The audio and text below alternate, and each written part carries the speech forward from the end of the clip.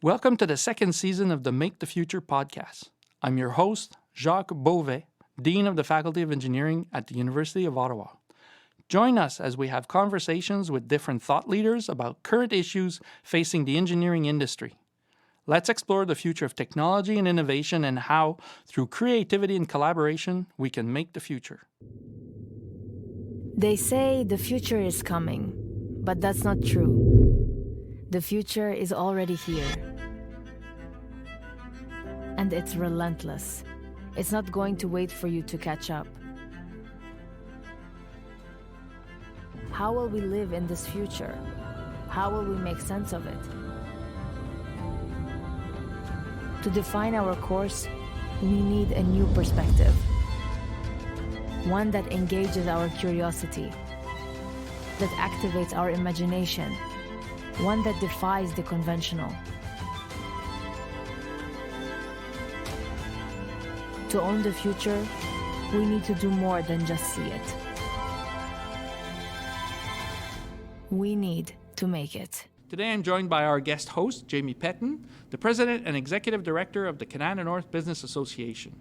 Today we're joined by two guests, John Wall, Senior Vice President and Co-Head BlackBerry Technology Solutions, Products, Engineering and Operations, QNX Software Systems, and by Dr. Ashleigh Kennedy, founder of the company Neurovine. I was a student here at the University of Ottawa a long time ago. So I left in '87. I just came back 2.5 years ago. The place has changed. It's gone through Nortel and back, because when I left, it was still Northern Telecom. BNR. It was still BNR. Yeah. Mitel was still into semiconductors and doing that kind of stuff. So it's changed. Yeah. It completely changed to Nortel. I still have, what were they called? Beanies? These little sandbag animals. These little Beanie creatures. babies. Beanie babies. It was a cow with the Nortel logo on top and a $sign underneath. It was the Nortel cash cow that they were handing out at job fairs. So I've kept that because it's so paradox. So And things have changed. things have changed. Yeah. And it's part of the reason that I love coming back is that there's so much diversity now in Ottawa.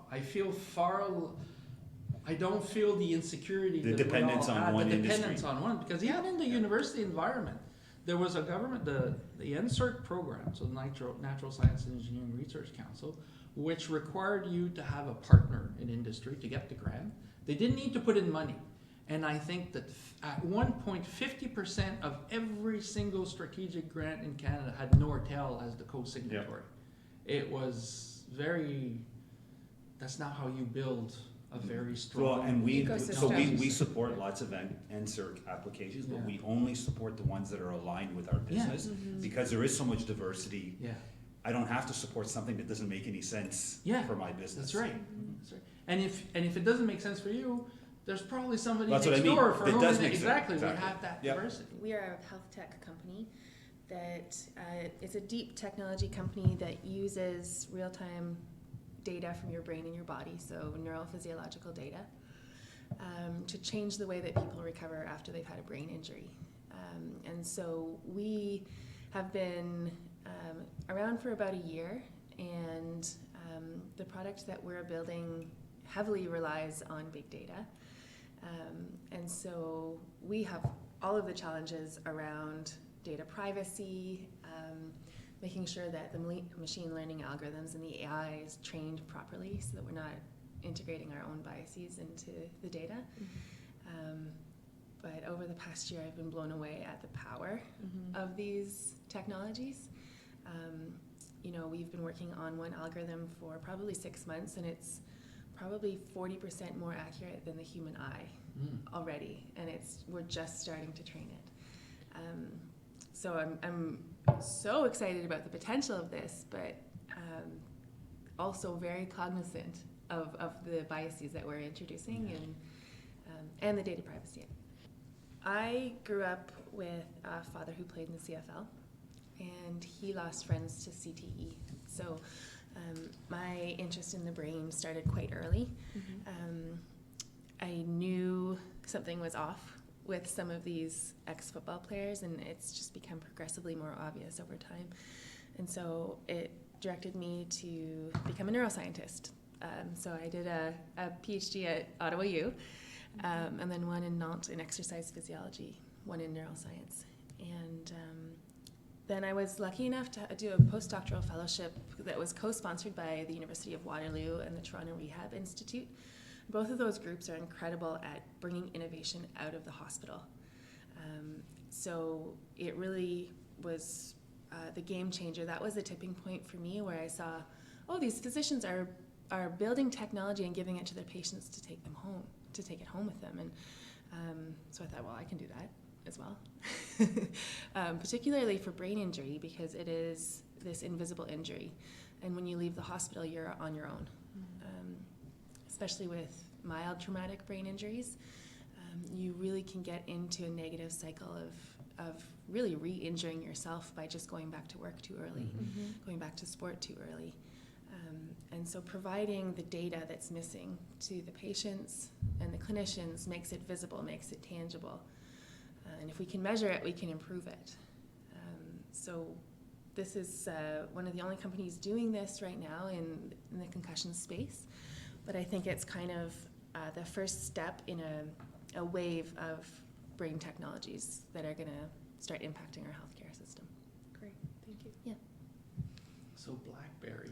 QNX. BlackBerry QNX. Yes. I was gonna say, sadly, some of our students don't even remember BlackBerry anymore. Yes, which is actually not necessarily a bad thing, Okay. because associating BlackBerry with phones, that's in the past. So I've been part of QNX since 1993. So QNX was a software company that was brought into existence in 1980 by two founders from the University of Waterloo, specializing in real-time operating system and middleware software. So our software has always been aimed at industries like nuclear power plants, healthcare, so defibrillators, infusion pumps use our software, oil and gas, and automotive. And so one of the things that our software is always used for is mission critical things where it's life critical. So we got into automotive, which is our big market in the late 90s, where we started doing infotainment systems for cars. Even in the late 90s? Yep. Okay. We did one of the first systems for GM in a car you might remember called the Saab. Uh-huh. That doesn't exist anymore. Uh-huh. So we got very heavily into that. So most of the cars, we had 55% of that market. So if you had a radio with a screen, it was probably running our software. And we used to joke, lots of pressure, lots of threats to get the things out on time for basically what was a toy for rich guys. And but we recognized in the 2013, 2014 where the industry was going, so we started focusing a lot more on safety, functional safety, which is a standard for software development, because we saw autonomous drive coming. And even autonomous drive, what would precede autonomous drive is a lot of safety features within the vehicle based on software and electronics. And we made the right choice at that time. We really started focusing on the safety. We're becoming very dominant in that area across the world. And what I find very interesting is now we're actually doing something that's going to save lives. This is very, very important to the car. I think all the spotlight is really around autonomous drive, and that's the sexy thing, and that's great. It gets students to come to apply to us. Great students, great smart people coming. But the real hidden gem behind that is that you're going to incrementally see the car get safer. You won't see autonomous drive right away. You'll see safety features in the vehicle. And our wish is that you eliminate accidents. And I think that you're going to see a big improvement over the next 10 years. Clearly it's in the category of positive impact of technology. Hugely positive. There must be some issues related to that. Well, I think, the issues around that is as you make things more automated and more reliant on software and connected, you have a security threat. And I think that's the negative side. So, we often talk, and it's interesting, in German, there's no separation of the words safety and security. It's one word. Okay. In the German language. And that's kind of how the attitude that we have is functional safety, which is a set of standards to make sure that your mean time between failure is measurable. But there is no standard on the security side. That's just being developed. But for us, these go hand in hand because safety devices don't assume bad actors. Security is what you need to make sure something that's designed to be safe, is it truly safe? Okay. And how, I'll admit one thing. I bought a new car a year and a half ago. It had been a while since I bought a car. So I was in a completely different generation of car. It wants to help me do an awful lot of things. First thing, so I tried it one day and then I turned everything off. I don't want it to stop me from changing lane. I don't want it to slow down as soon. I use the cruise control, but I don't want it to decide to slow me down. What's wrong with me, and how can you convince me to? I think it's disconcerting. I mean, I have to admit that I have a car now that has what they call lane keep assist. And it's disconcerting at first to have the steering wheel fight you. But I think it's a generational thing. I think as the technology gets more mature, people will start to buy into it. It'll be what they grow up with. But am I bizarre to turn it off? I think you should give it more of a chance. Okay, fair enough. The cruise control I understand. I like to either pass or I don't like that necessarily.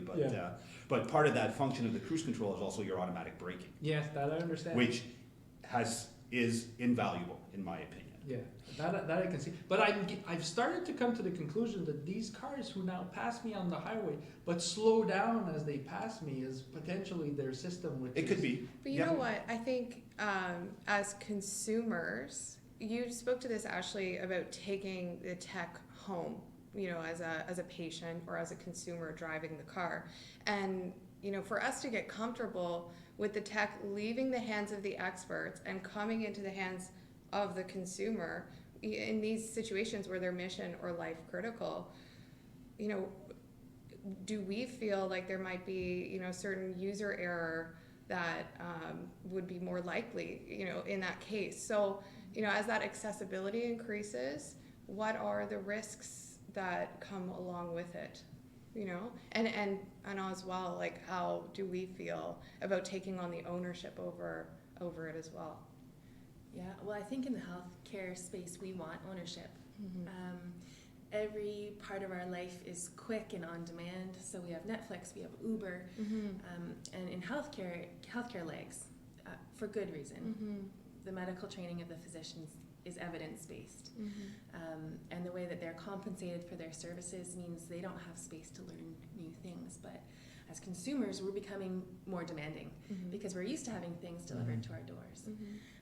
So we want control of our health, certainly, to the point where physicians hate it when people come with Dr. Google answers, right? Like, we think that the answers we can find are better than what's provided by our physician.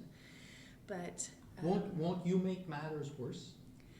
Yeah. So the way that we're developing our technology is hand in hand with physicians.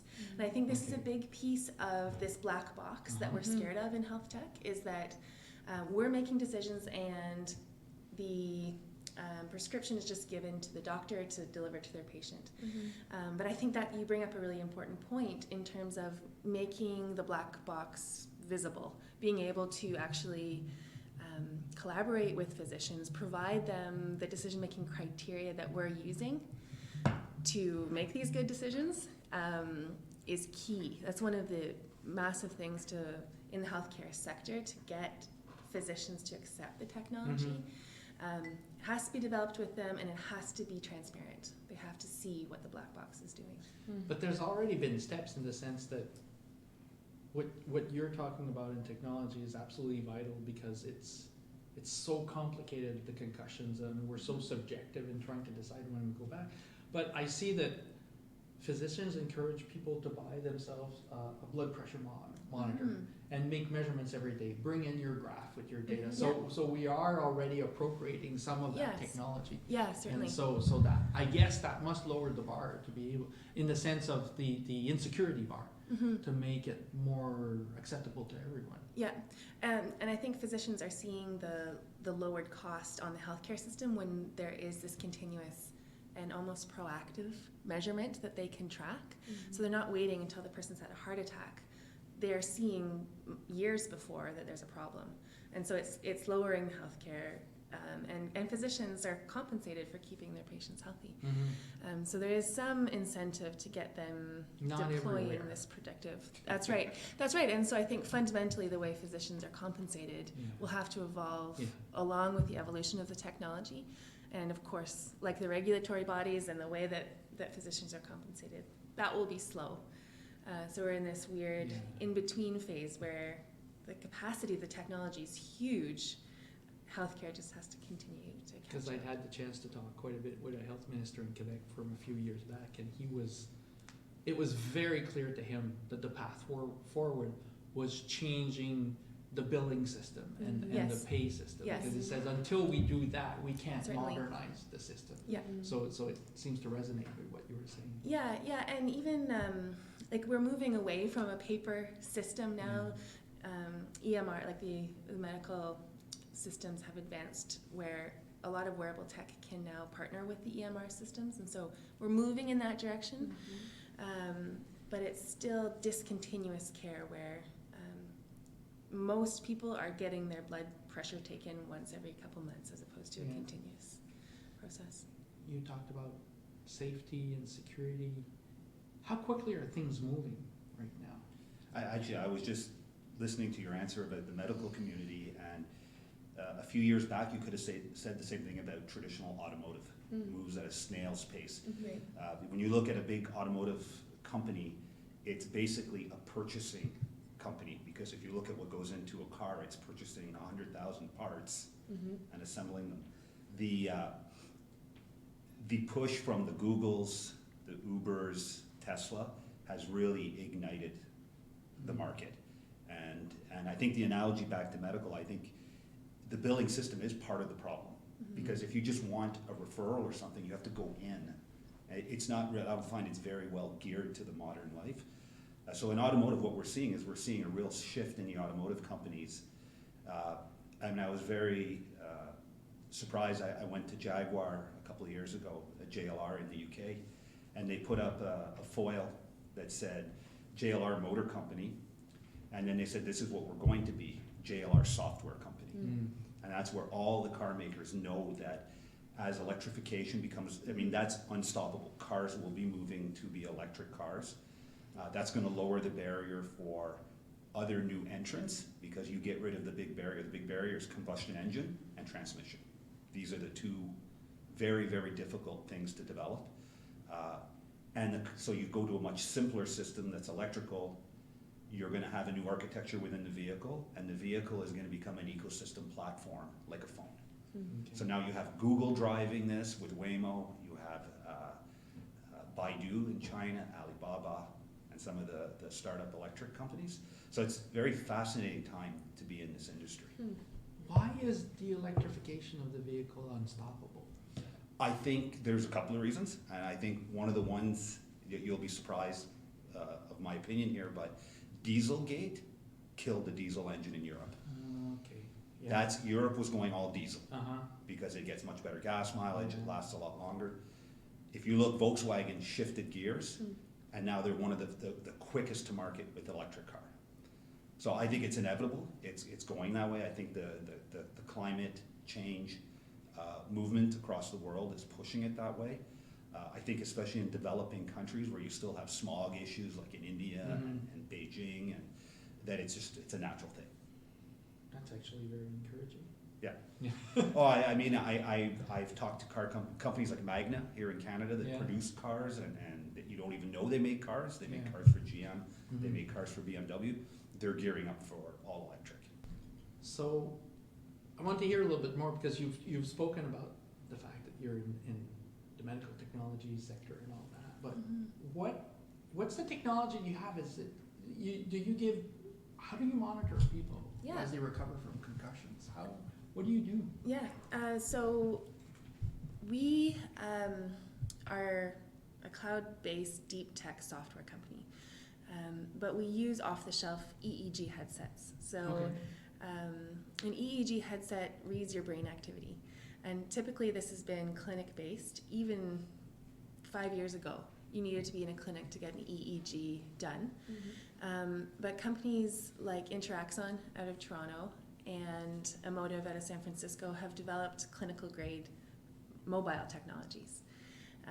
And it's just because of the evolution of the sensor technology has been wild over the past few years, largely because of the brain-computer interfacing push that we're in right now. So we pull neurophysiological data from the brain and the body, and we create personalized recovery programs that track your recovery over time, but also give you real-time alerts when you're pushing yourself too hard. So our algorithms understand when you're moving into a red zone or a cognitively overexerted zone. And when you're in that zone, you're at risk for regressing in your recovery process. And that's why these concussions take so long to recover from, because people can't see it. They look the same on the outside, so they go back to work. Or they're taking care of their kids because that's life, and there's nothing telling you to stop.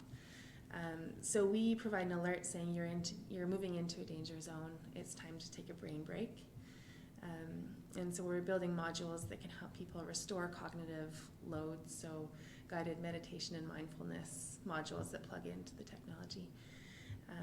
And then we can let the person know when they can go back to work and to school. You have the potential to be really evil. Yeah, Because you will be doing brain readings, Yes. putting the data on the cloud, Yeah. using AI to analyze it. Yeah. For now, you're looking at your recovery from Yes. concussions. Yeah. But it has an enormous potential to be misused. It absolutely does. I hope you've enjoyed our conversation so far, and we're going to continue in an upcoming episode, and I really hope you'll be able to join us.